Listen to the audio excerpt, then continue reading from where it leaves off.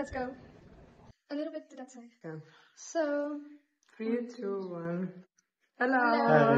I'm Ashiria, I'm from Erasmus and I'm studying liberal arts and sciences. Hi, I'm Siddharth, I'm from TU Delft and I study mechanical engineering. And I'm Carla, I'm from Leiden University and I study international studies.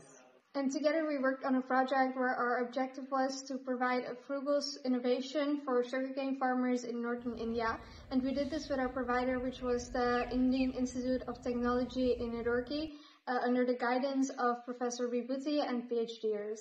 In general, it is known that farmers in India face a lot of problems, but the implications for the farmers in Uttarakhand have not been specifically researched.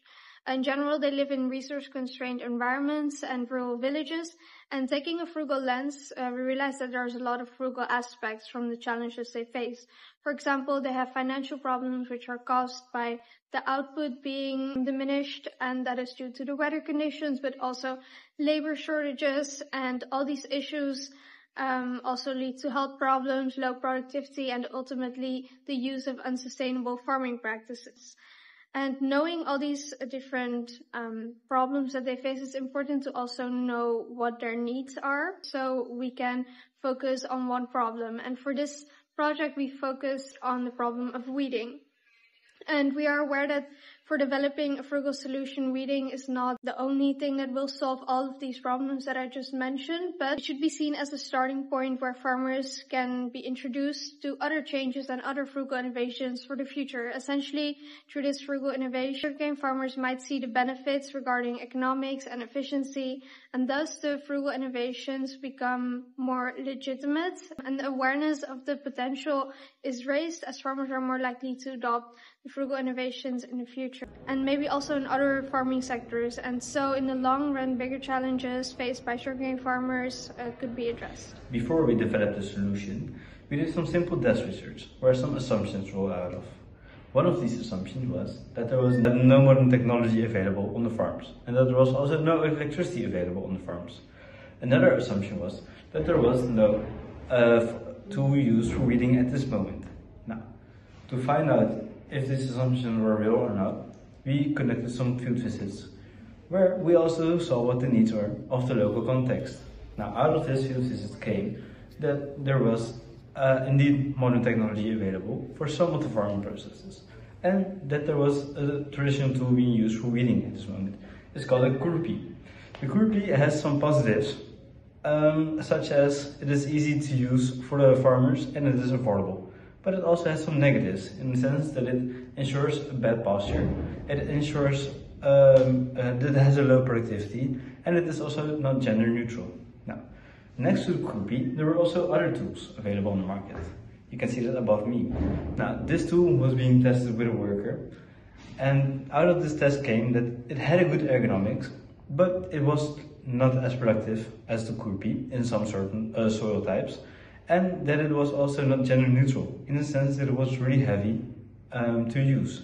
Now, out came the basis for our new solution that you can see right here. This solution is a tiller-based mechanism that uproots the weeds.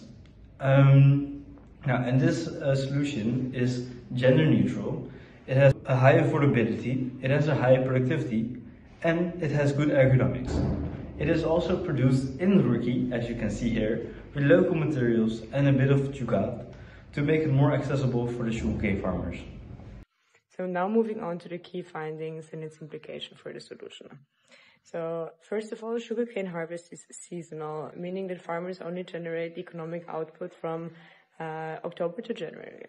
To, however, ensure a more stable income throughout the year, the farmers usually intercrop. So they also cultivate another crop such as wheat or mustard alongside the sugarcane.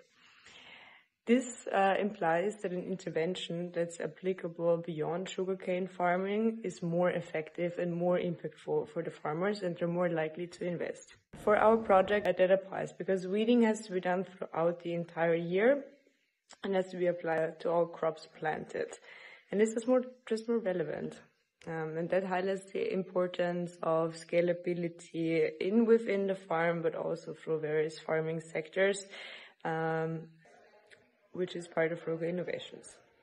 And secondly, the tools are used, the corpus that I've seen before, to guard products and part of India's traditional knowledge systems. These tools are improvised solutions to cope with resource-constrained environments. However, they have several shortcomings, such as the inefficiency and the health drudgery, and an adaptation is required. So considering the resource constraints and the context-specific approaches that are benefits of these tools, Frugal innovation serves as a possibility to create cost-effective innovations to serve the farmers' need while considering their conditions.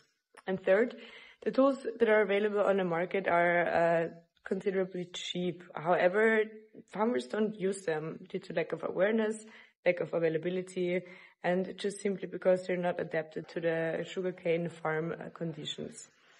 This highlights that for a tool to be effective, the stakeholders must be included in the development progress through preferably co-creation to then develop context-specific and sustainable solutions for long-term benefits.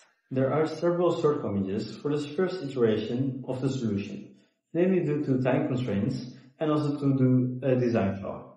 This design flaw came apparent right after manufacturing in the sense that there is no adjustability of the tool, which leads it to be less accessible for the general sugarcane farmer. And also due to time constraints, a lot of Frugal was implemented in the manufacturing, which led to a lot of misalignments. Now, also this tool was not tested in the sugarcane field with sugarcane farmers. So, for the second iteration, this needs to be done, and their needs of the sugarcane farmers need to be taken into account for the second iteration to make it more inclusive. For me, frugal innovation means innovating for a market that's usually neglected, so the bottom of the pyramid. And by innovating and throughout the whole process, also including aspects like the financial aspect, using resources efficiently, making it sustainable, and also creating some kind of alternative for that market that is usually not available for them, but still very useful at the same time. Frugal innovation for me is an alternative form of innovation, but also to an alternative form of development. Precisely, it's a more inclusive form of development that actually meets the demand of the stakeholders by integrating them into the process for co-creation. So what is frugal innovation for me? Frugal innovation for me is just the constant implementation of feedback that you get throughout the process. This feedback can be based on traditional knowledge, which is really important, social standards, but also the wants and needs of the target group. So the people who are actually going to use your product or service. This means that it is a really iterative process and that things will take longer than expected. But this is fine because the product that you will deliver is more adjusted to the context. In that sense, it will actually help the people that are in need of the frugal innovation.